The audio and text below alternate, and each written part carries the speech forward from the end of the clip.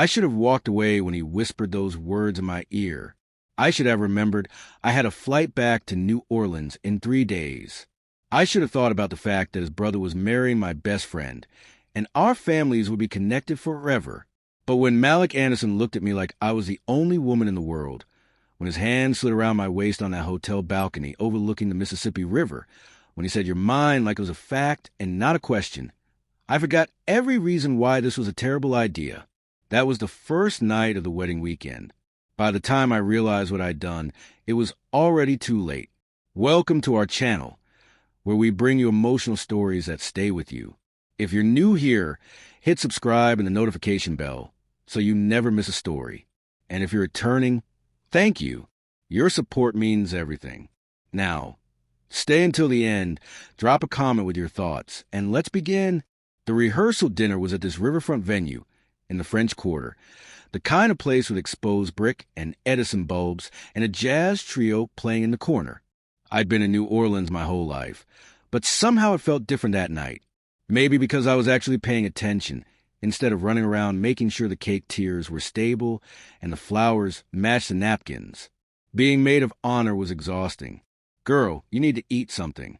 My best friend since college, Jasmine Carter, pushed a plate of jambalaya toward me.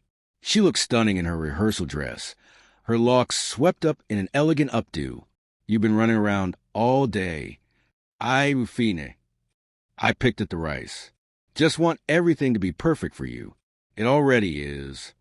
She squeezed my hand. "And Zuri, thank you for everything." I smiled, but my throat felt tight. I was genuinely happy for Jasmine. She found her person in Marcus Anderson, this kind, solid man who looked at her like she hung the moon.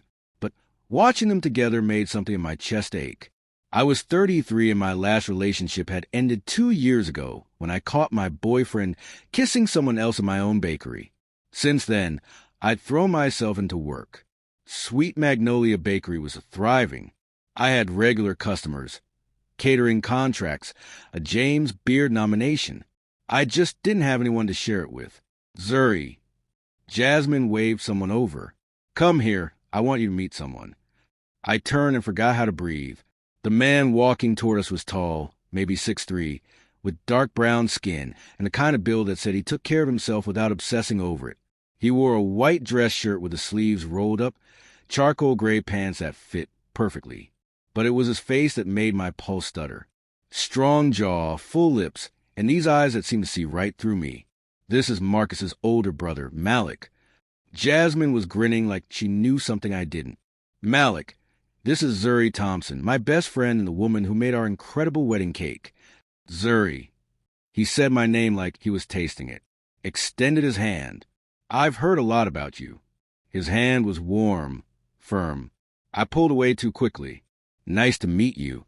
My voice came out steadier than I felt. "You're the sports analyst, right?" "Guilty." His smile was easy, confident. "You're the pastry chef who refuses to share her pecan praline recipe." I blinked. "Jasmine told you that?" "She talks about you all the time." He leaned against the table like he had all the time in the world. "Said you're the most talented baker in New Orleans, and you're single because you have impossibly high standards." Heat rushed to my face. She said what? Jasmine laughed, already being pulled away by her future mother-in-law. "You two get to know each other. Zuri makes sure he behaves." And just like that, I was alone with Malik Anderson. "So," he gestured to the chair beside me. "Mind if I sit?" I should have said no. Should have made an excuse about checking on the cake or helping with something. Anything. Instead, I heard myself say, "Sure." He sat down and the air between us shifted. That's when I knew I was in trouble. We talked through dinner. About everything and nothing. He told me about a career, how he played linebacker for the Saints before knee injury ended it early, how he transitioned to sports analysis and now traveled between Los Angeles and New York for work. I told him about opening Sweet Magnolia 5 years ago, how my grandmother's recipes were the foundation of everything I made, how I'd almost gone to culinary school in Paris, but stayed in New Orleans because it was home. "Why'd you really stay?" He was watching me too closely. I looked down at my hands. My mom got sick, breast cancer.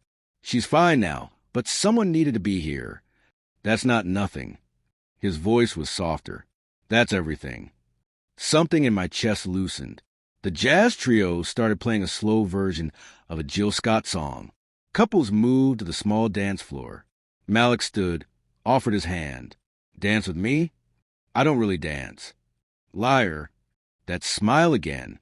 Come on, Zuri. One song. I let him pull me up. His hand settled on my lower back, warm to the emerald silk of my dress.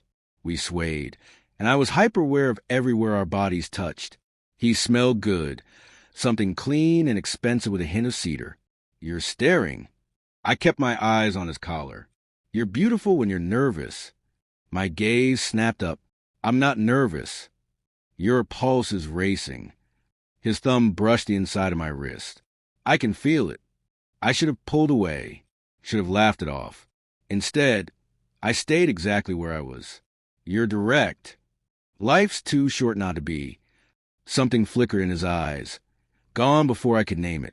I learned that the hard way. Before I could ask what he meant, Marcus called Malik over for photos. He squeezed my hand once before letting go. Don't disappear on me. I watched him walk away, my heart doing things it had no business doing. The rest of the evening blurred. More food, more laughter, toasts that made Jasmine cry happy tears. But I felt Malik's eyes on me across the room. Every time I looked up, he was watching. By 11, people started leaving. Jasmine hugged me tight. He likes you, she whispered. Yes, I'm serious. I've never seen Malik look at anyone like that. She pulled back, her expression turning serious. He's a good man, Zuri, one of the best I know. But he travels constantly, and he's been single for years. Just be careful, okay?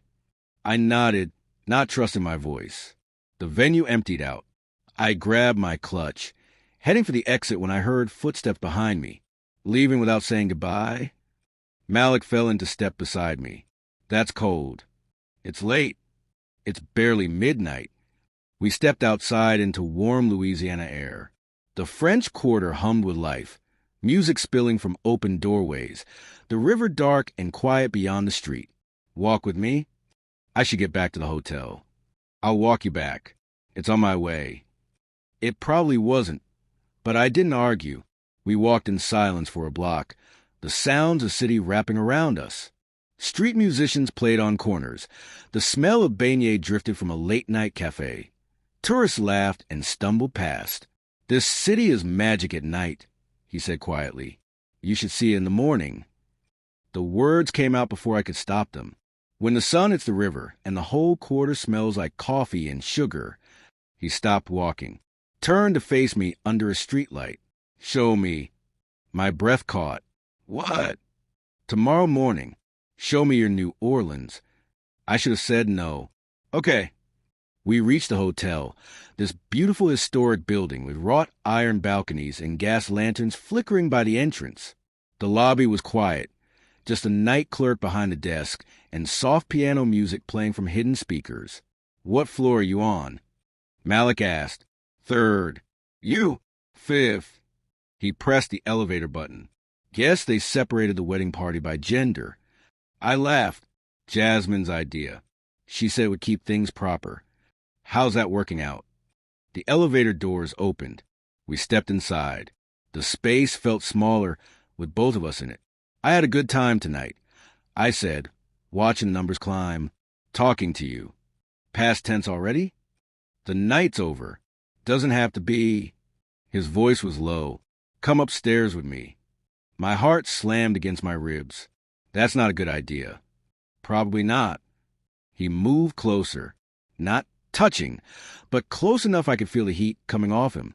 But I haven't been able to stop thinking about you since the moment Jasmine introduced us.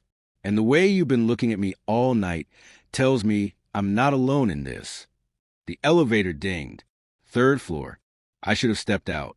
Should have said goodnight and gone my room and been sensible. Instead, I stayed exactly where I was. I don't do this. I whispered. I don't just go home with men I barely know. I know. His hand came up, fingers barely grazing my jaw. Tell me to stop, and I will. The elevator doors started to close. I didn't move. They closed completely. We started rising again. 4th floor, 5th floor. The doors opened to his hallway. He waited, giving me one more chance to change my mind. Then I stepped out with him, and it felt like jumping off a cliff. His room was a corner suite with windows overlooking the river. City lights glittered on the dark water. The French Quarter spread out below us, alive and glowing. Beautiful. I breathed, moving to balcony doors. Yeah, but he was looking at me, not the view. I turned to face him. Malik, I know this is crazy. He closed the distance between us slowly, giving me time to back away. I didn't. We just met. I'm leaving in a few days. You're my future sister-in-law's best friend. There are about 100 reasons this is a bad idea. Then why are you doing it? Because I haven't felt anything in 3 years. His hand slid around my waist, pulling me against him. Not until tonight. Not until you. My hands found his chest, feeling his heart racing as fast as mine. What happened 3 years ago? I lost someone. Pain flickered across his face. Someone I loved. Cancer. It was fast and brutal, and when it was over, I decided it was easy not to feel anything at all. Oh, I am sorry. Don't be. His other hand came up, thumb brushing my cheek. You made me feel something tonight, Zuri. Made me remember what it's like to want something, someone beyond just getting through another day. I couldn't breathe, couldn't think. His face was so close. I don't know what this is. I whispered, neither do I. His lips were almost touching mine, but I want to find out. Tell me you want that too. I did. God help me, I did. Yes. He kissed me then, soft at first, testing. Then deeper when I pressed closer, my hands sliding up to his neck. He tasted like whiskey and possibility. The room spun, or maybe that was just me, drowning in sensation. We stumbled backward toward the bed, his hands tangling in my hair, my dress sliding off one shoulder. Zuri. My name was a prayer on his lips. We fell onto the bed, champagne-colored silk sheets cool against my bare shoulders. He leaned over me, one hand beside my hip, the other cupping my face. The city lights filtered through the windows, casting everything in gold and shadow. You're sure? His voice was rough. I answered by pulling him down to me. Time stopped, or maybe it sped up. I couldn't tell. There was just him, just us, just this feeling of coming alive after being numb for so long. His hands were gentle but firm, learning the shape of me. My fingers traced the muscles of his back, feeling old scars, new tension. When he whispered, "You're mine," against my neck, his breath hot on my skin, something fundamental shifted inside me. It should have scared me. Instead, it felt like recognition. Like some part of me had been waiting for this, for him, without knowing it. Afterward, we lay tangled together, my head on his chest, his fingers tracing lazy patterns on my shoulder. The room was quiet except for our breathing and the distant sound of jazz from the street below. "What time is it?" I asked eventually. He checked his phone on the nightstand. "Almost 2. I should go back to my room." "Stay." His arm tightened around me. "Please." I should have left. Should have put my dress back on and walked down those 2 flights of stairs and pretended this was just a one-time thing, a moment of weakness that wouldn't follow me into daylight.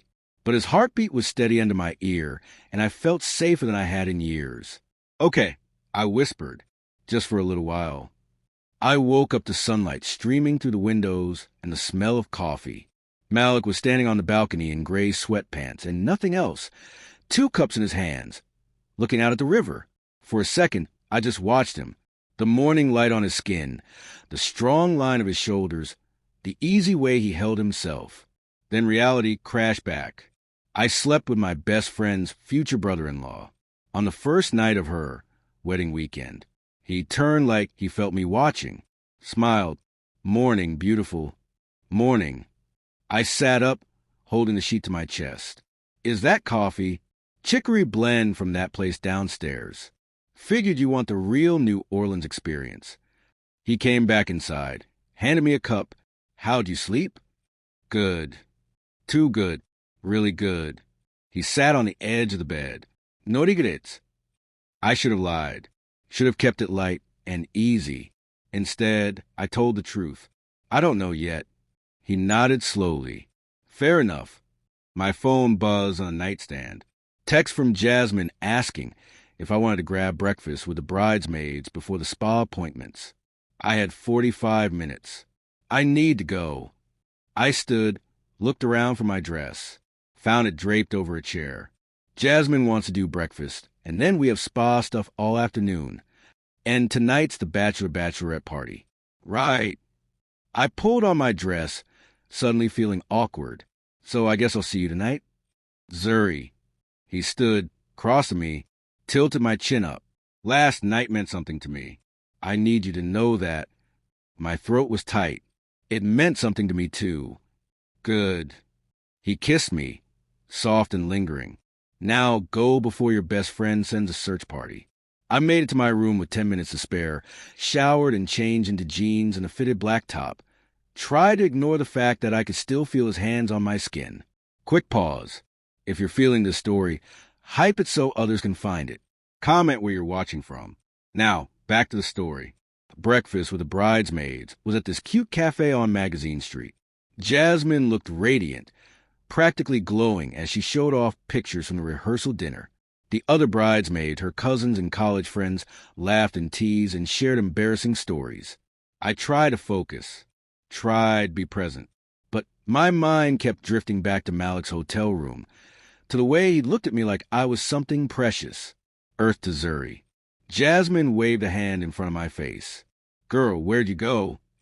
I took a sip of my coffee, just thinking about the timeline for tomorrow. Everything's handled. You made sure of that. She studied me too closely. You okay? You seem different. I'm fine. Just tired. She didn't believe me, but she let it drop. The spa was nice. Massages and facials and mimosas. The other women chatted about the ceremony, about Marcus and Jasmine's honeymoon plans to Bali, about who was bringing which date to the wedding. What about you, Zuri? One of Jasmine's cousins, Monica, asked, You bringing anyone tomorrow?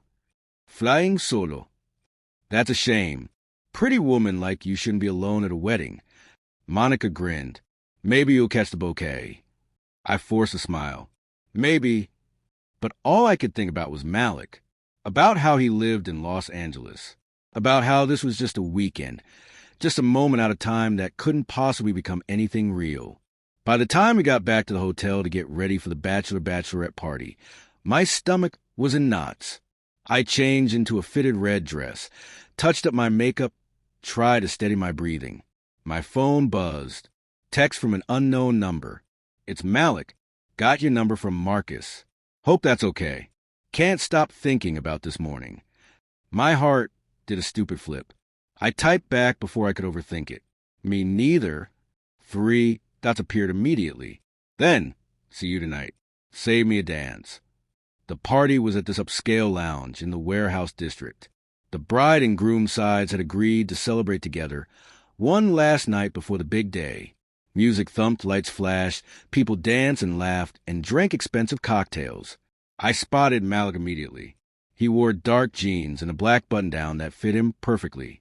He was talking to Marcus and some of the groomsmen, but his eyes found mine across the room. Everything else faded. He excused himself, started walking toward me. I met him halfway. Hey yourself. His hand found the small of my back, that now familiar touch. You look incredible. You clean up pretty nice, too. Dance with me? It wasn't a question this time. He led me to the dance floor. A Summer Walker song was playing, slow and sultry. He pulled me close, one hand on my hip, the other intertwined with mine. We moved together like we'd done this 1,000 times. People are staring, I murmured. Let them. Malik, I don't care who sees us, Zuri. His lips brushed my ear.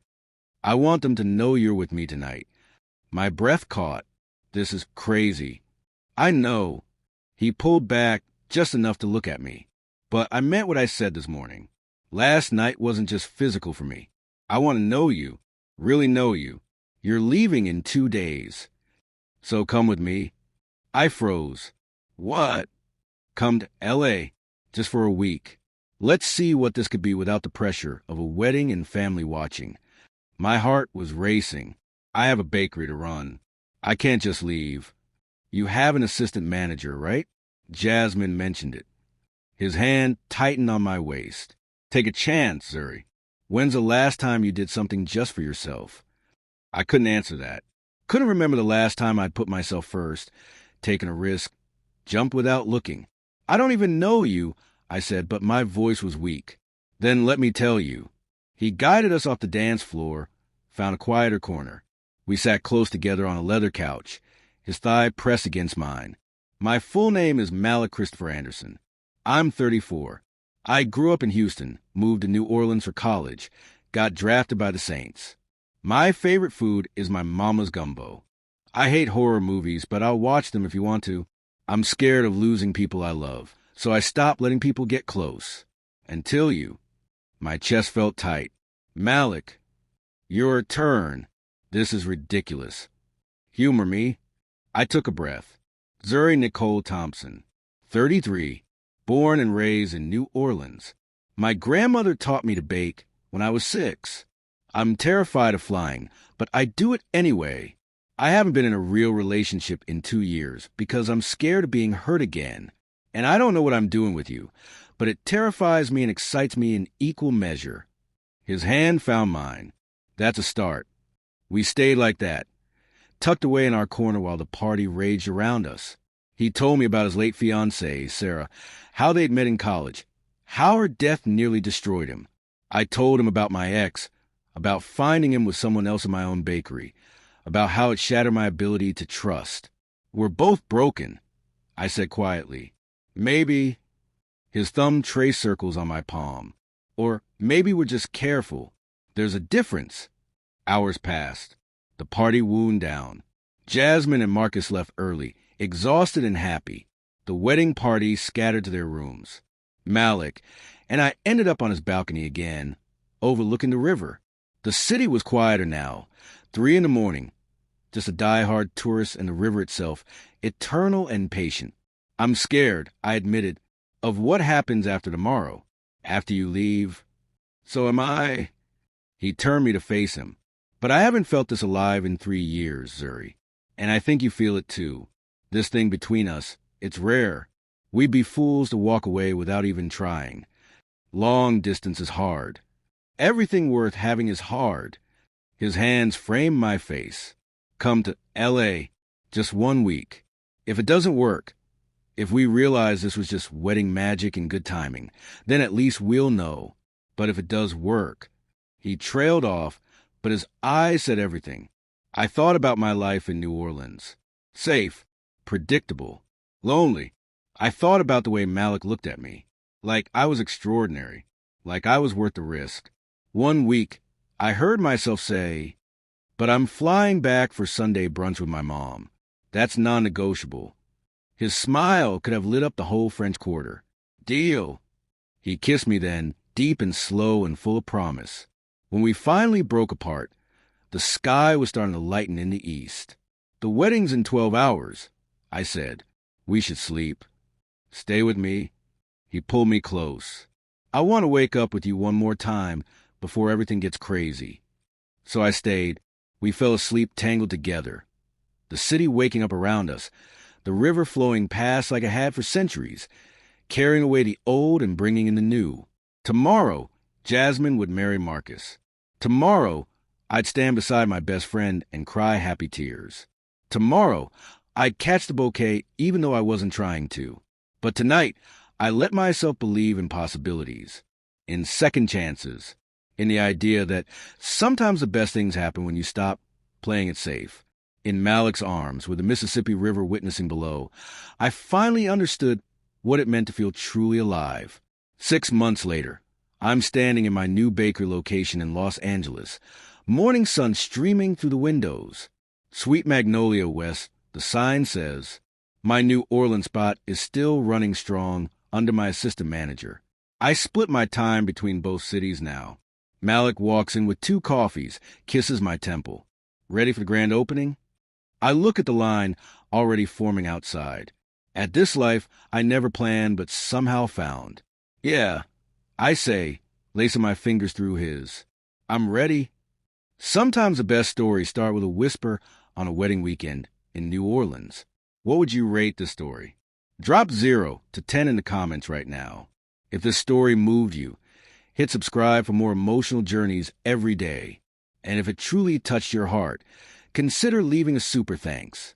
Your support helps us create more stories like this. Every contribution, big or small, means the world.